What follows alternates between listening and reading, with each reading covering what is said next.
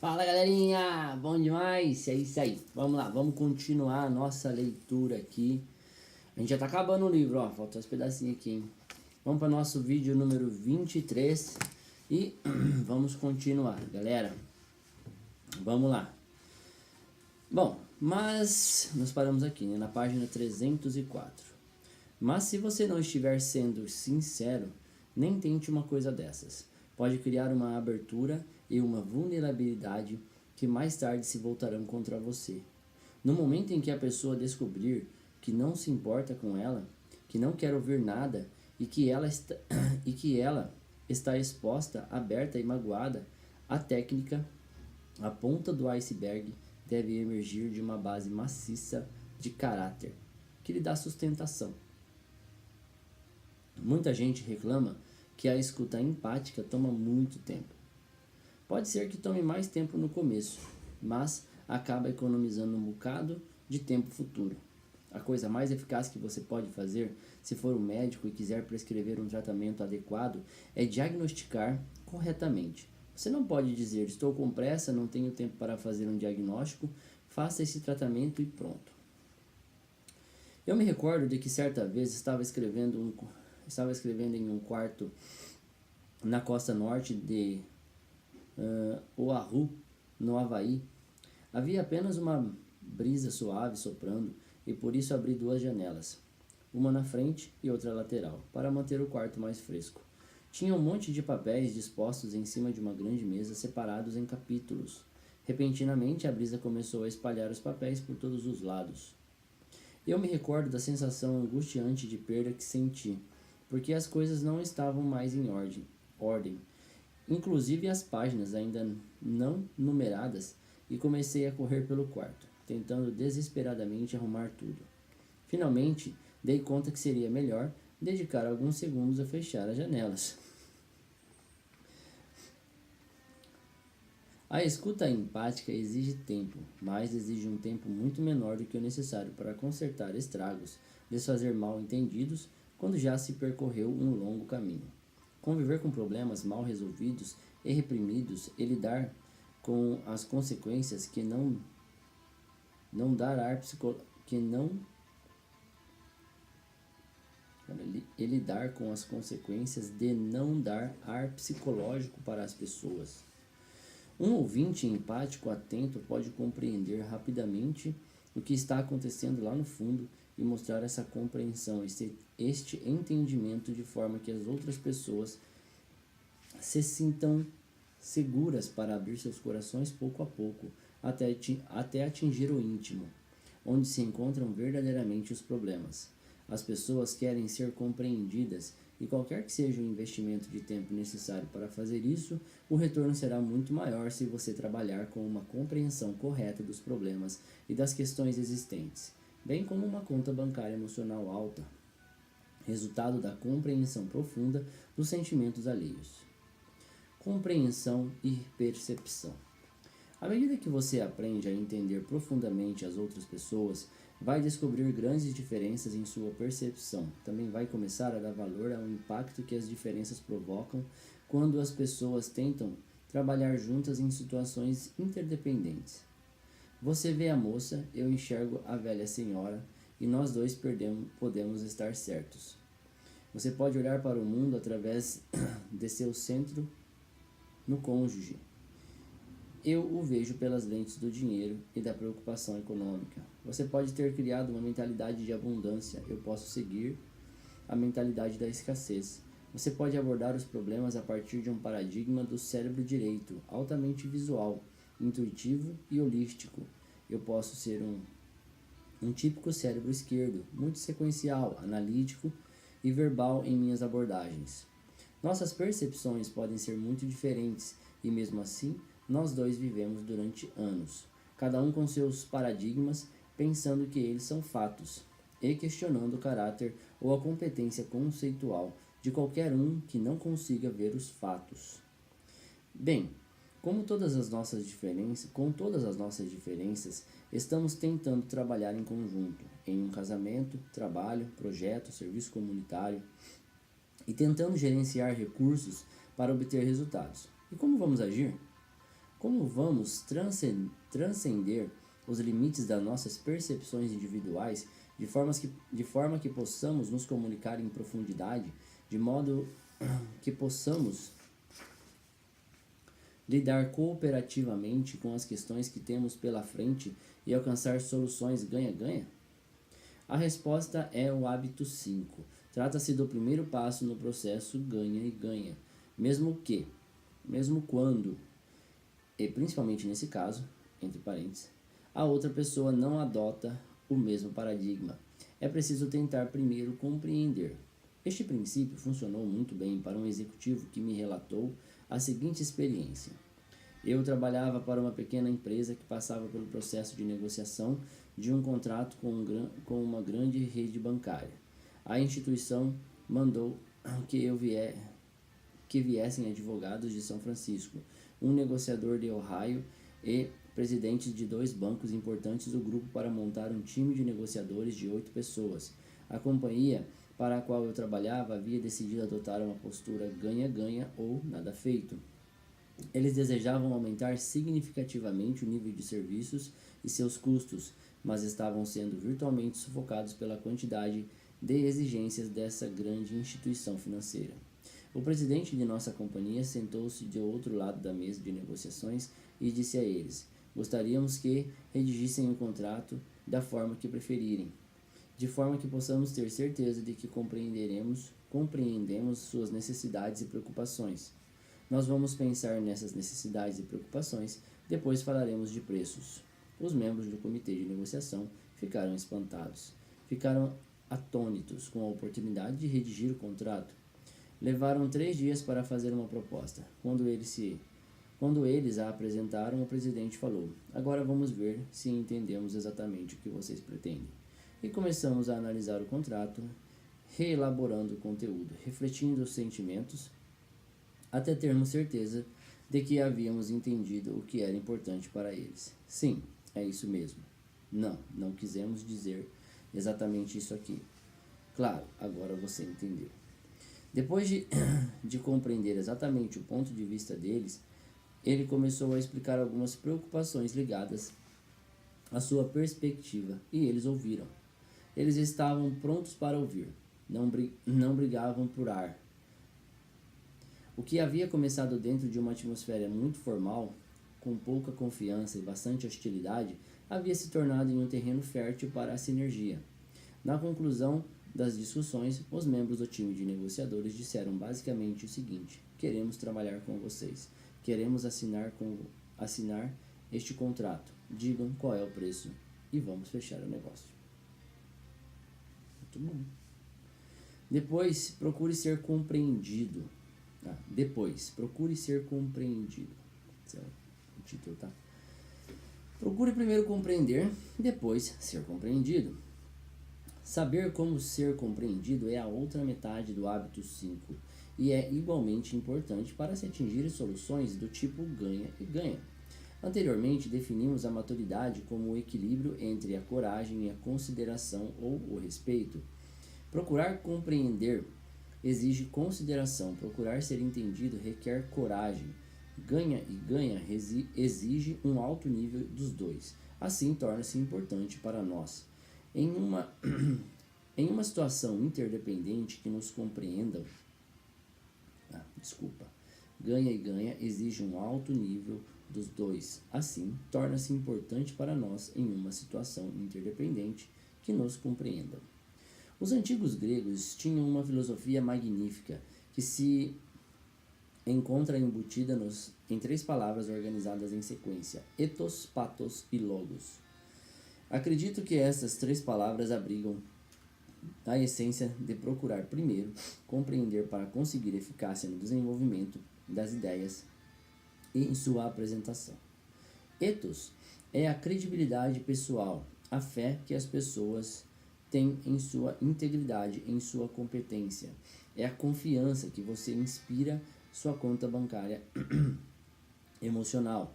Pathos é o seu lado empático, o sentimento quer dizer que você está sintonizado com a confiança presente na comunicação de outra pessoa.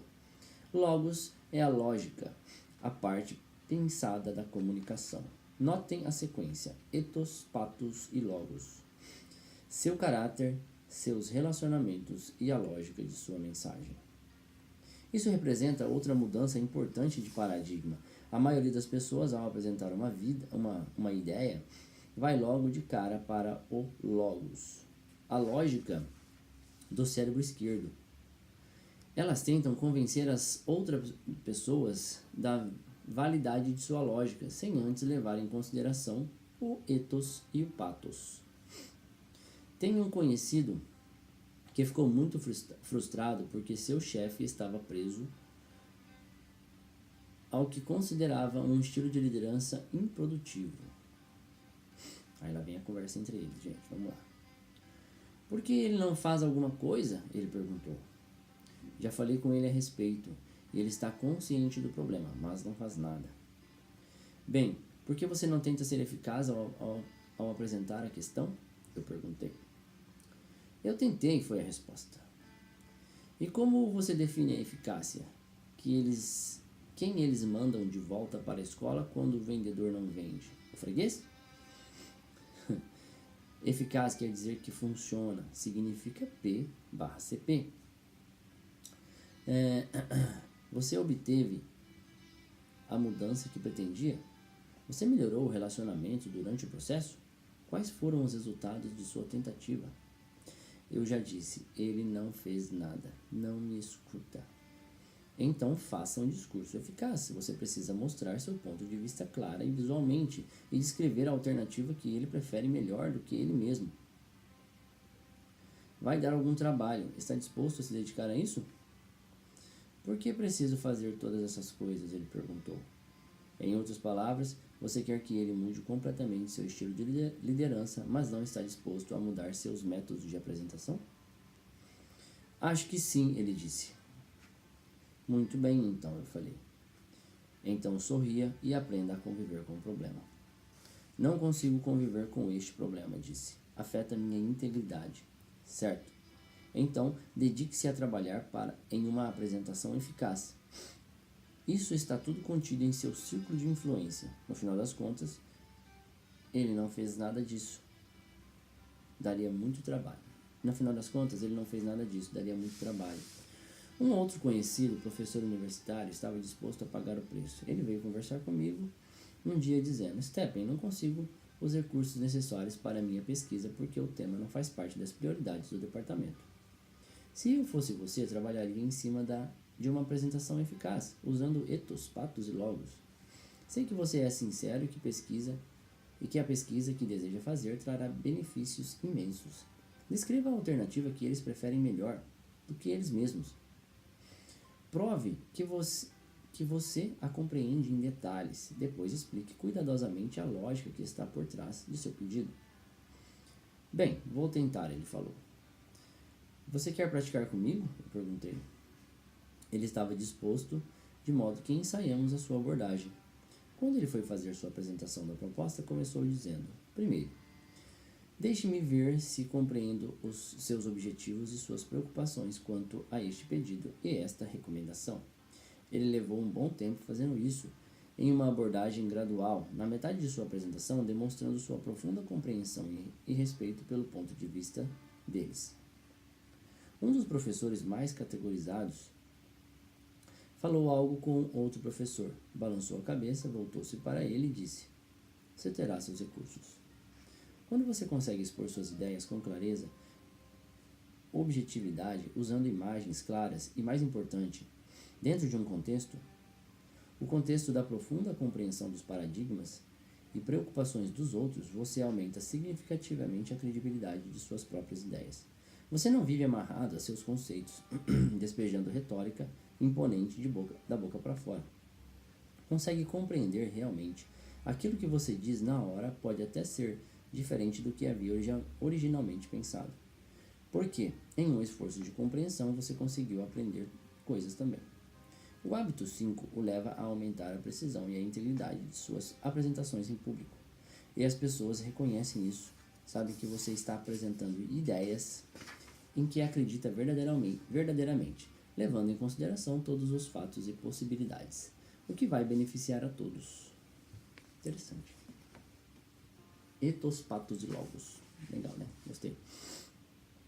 1 a 1. O hábito 5 é poderoso porque está bem no meio de seu círculo de influência. Muitos fatores em situações interdependentes encontram-se em seu círculo de preocupação, problemas, desacordos, circunstâncias e comportamento de outras pessoas. Por exemplo, e se você se concentrar nas energias nas áreas externas, você se desgasta, obtendo poucos resultados positivos. Mas você sempre tem o recurso de procurar primeiro compreender. Isso é algo que se encontra sob seu controle. E ao fazer isso, ao se concentrar no círculo de influência, você realmente entende a fundo as outras pessoas, conta com informações precisas para refletir, chega com rapidez ao fundo do problema, investe em sua conta bancária emocional e dá às pessoas o ar psicológico de que elas precisam, de modo que possam trabalhar eficazmente em conjunto com você. Trata-se da abordagem de dentro para fora, e fazer isso, observe o que acontece com seu círculo de influência. Como você realmente está ouvindo torna-se influenciável. E ser influenciável é a chave para influenciar os outros. Seu círculo começa a se expandir. Você aumenta sua capacidade para influenciar muitas pessoas dentro do seu círculo de preocupação. E veja só o que acontece com você. Quanto mais você entende as pessoas em profundidade, mais gosta delas, mais respeito sente por elas. Tocar a alma do outro ser humano é pisar em solo sagrado. O hábito 5 é algo que você pode praticar agora mesmo, na próxima vez em que for se comunicar com alguém. Pode deixar de lado sua autobiografia e procurar entender de verdade. Mesmo quando as pessoas não querem revelar seus problemas, você pode ser empático. Pode perceber o que se passa no coração delas. Pode sentir a mágoa e ajudar. Você parece meio para baixo hoje, pode dizer. A pessoa talvez não responda. Não faz mal. Você demonstrou compreensão e respeito. Não force, tenha respeito. As pessoas não precisam se confessar verbalmente antes de você. Empatize com elas. Você pode ser empático o tempo inteiro com o seu comportamento. Pode ter discernimento, sensibilidade e consciência de que é possível viver fora de sua autobiografia quando necessário. E se você for altamente proativo, pode criar oportunidades para fazer um trabalho preventivo. Não precisa esperar até que seu filho tenha um problema na escola ou esperar a próxima negociação no trabalho para procurar primeiro compreender. Dedique algum tempo a seus filhos agora e ouça o que cada um tem a dizer. Tente compreendê-los. Olhe para a casa onde vivem, para a vida escolar, para os problemas que enfrentam. Olhe no fundo dos olhos. Construa a conta bancária emocional. Dê ar para eles. Saia com sua esposa regularmente, vá jantar ou faça algo que os dois gostem. Preste atenção no que ela diz, procure compreender. Veja a vida sob um prisma dos outros. Viva a minha vida cotidiana com Sandra é algo que não troco por nada deste mundo. Além de procurarmos o entendimento mútuo, frequentemente reservamos um tempo para literalmente praticar e escutar empática, a escuta empática e suas técnicas, para que estas nos ajudem na comunicação com os filhos.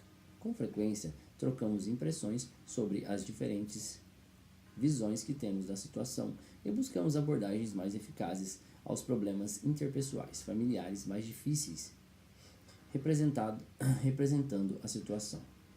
Eu posso agir como se fosse um filho ou uma filha pedindo um privilégio especial, mesmo não tendo cumprido uma responsabilidade familiar básica, e Sandra faz o papel dela mesma. Nós interagimos e trocamos de papéis para visualizar a situação de um modo bem real, de forma a podermos treinar nós mesmos e ter coerência ao dar o exemplo e ensinar os princípios corretos a nossos filhos. Algumas de nossas representações incluem a revisão de uma dificuldade passada ou uma cena difícil, na qual um de nós estragou tudo. O tempo que você se dedica a compreender mais profundamente as pessoas que ama, rende dividendos imensos na hora da comunicação sincera. Muitos dos problemas que assolam as famílias e os casamentos simplesmente não têm tempo para fermentar e crescer. A comunicação torna-se tão fácil que os problemas potenciais são eliminados na raiz. E existem grandes reservas de confiança na conta bancária emocional para lidar com os problemas que realmente crescem. Nos negócios, você pode dedicar algum tempo a ouvir seus empregados um a um, ou seus problemas. Tente entendê-los. Implante um registro dos problemas pessoais ou arquivo de informações em sua empresa para obter dados confiáveis, precisos em todos os níveis, dos clientes, fornecedores e empregados. Torne o elemento humano tão importante quanto o financeiro ou técnico. Você economiza bastante tempo, energia e dinheiro quando investe seus recursos humanos de qualquer empresa, em todos os níveis. Quando você ouve ou aprende, e também dá às pessoas que trabalham ao seu lado o ar psicológico de que precisam, você inspira uma lealdade que vai além das exigências burocráticas e físicas do emprego. Procure primeiro compreender, antes que os problemas apareçam. Antes de avaliar e prescrever, antes de mostrar suas próprias ideias, procure compreender. Trata-se de um hábito poderoso da interdependência eficaz. Quando procuramos compreender real e profundamente os outros seres humanos, abrimos as portas para soluções criativas e terceiras alternativas. Nossas diferenças não formam mais obstáculos para a comunicação e o progresso. Em vez disso, tornam-se auxiliares da sinergia. Sugestões de aplicação. Escolha um relacionamento no qual você perceba que sua conta bancária emocional esteja a descoberto. Tente compreender e descrever a situação por escrito, a partir do ponto de vista da outra pessoa. Na próxima interação, ouça, procurando compreender, comparando o que está escutando com aquilo que escreveu antes. Seus pressupostos eram válidos? Você realmente entendeu a perspectiva da outra pessoa? Segundo, compartilhe o conceito de empatia com alguém próximo a você.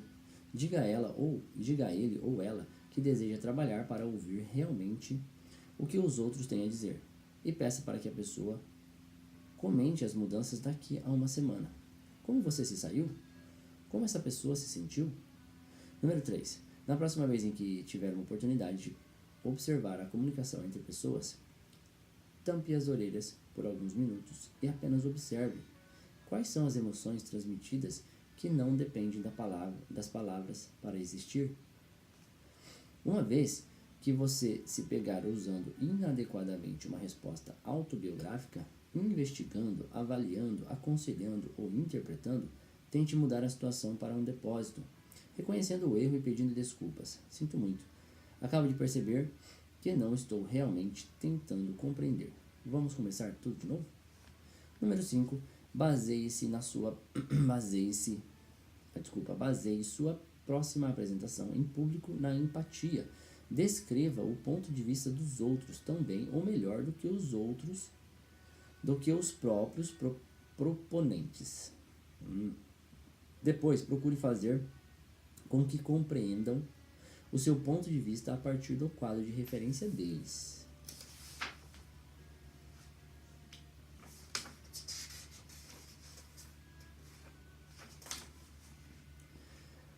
Pois é, vamos ao hábito número 6. Hábito número 6 é crie sinergia. Vamos lá. Não deu 30 minutos aí, então vamos ler. Princípios da cooperação criativa. Escolho como guia as palavras de um santo. Nas coisas cruciais, unidade; nas coisas importantes, diversidade; em todas as coisas, generosidade. Discurso inaugural do presidente George Bush. Interessante. Vamos olhar o vídeo, gente. Pera aí, rapidão.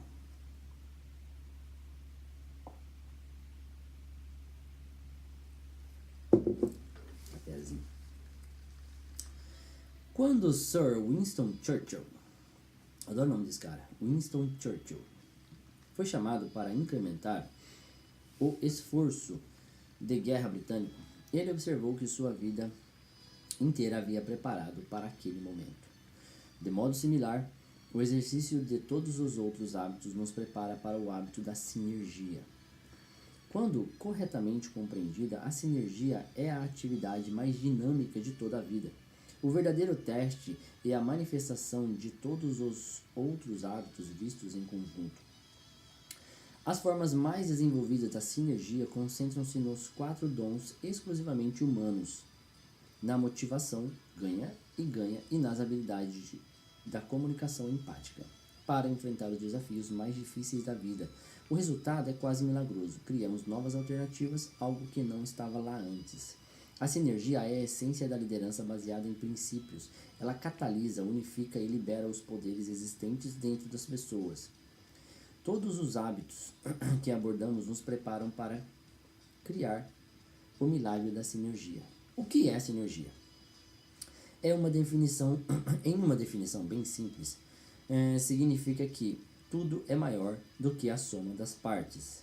Significa que a relação estabelecida entre as partes é, em si e por si, também uma parte. Não é apenas uma parte. E assim, a parte mais catalítica, mais poderosa, mais unificadora e mais excitante. O processo criativo também é a parte mais terrível, porque você não sabe o que vai acontecer ou onde chegará. Não sabe quais os perigos e desafios que encontrará pela frente. Para se ter espírito de aventura, de descoberta e criatividade, é preciso contar com um bocado de segurança interna. Sem dúvida, você precisa deixar o conforto de sua casa e enfrentar a imensidão do desconhecido totalmente novo. Torna-se um pioneiro, um descobridor. Abrir novas possibilidades, novos territórios, novos continentes para que os outros possam segui-lo. Na natureza, a sinergia está em toda parte. Se você colocar duas plantas lado a lado, as raízes se misturam e melhoram a qualidade do solo, de modo que as duas plantas crescem melhor do que se estivessem separadas. Se você coloca duas peças de madeira juntas, elas aguentarão muito mais do que o peso suportado por cada uma individualmente. O todo é maior do que a soma das partes. 1 mais 1 é igual a 3 ou mais. O desafio está em aplicar os princípios da cooperação criativa aprendidos na natureza em nossas relações sociais. A vida familiar fornece muitas oportunidades para observar e praticar a sinergia. A própria maneira como um homem e uma mulher trazem ao mundo uma criança